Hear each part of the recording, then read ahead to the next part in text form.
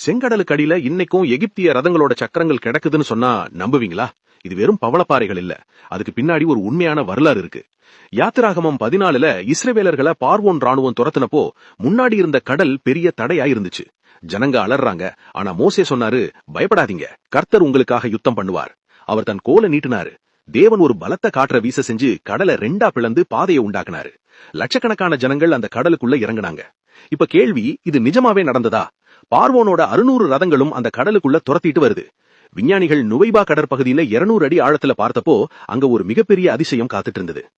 அங்க மட்டும் கடலுக்கு அடியில ஒரு ரோடு மாதிரியான மேடு இருக்கு.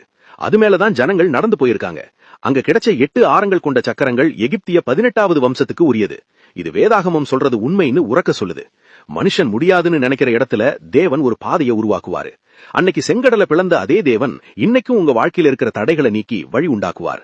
கர்த்தர் உங்களுக்காக யுத்தம் பண்ணுவார். அன்னைக்கு இஸ்ரவேலர்களுக்கு வழி உண்டானது போல உங்க வாழ்க்கையிலையும் அற்புதம் நடக்கும். இந்த உண்மை இன்னொருத்தருக்கு நம்பிக்கையை தரும்னா அவங்களுக்கு பகிருங்க. தேவன் வழி உருவாக்குவார்னு நம்புறீங்களா? அப்படின்னா கமெண்ட்ல ஆமேன்னு எழுதுங்க. ஆமேன்.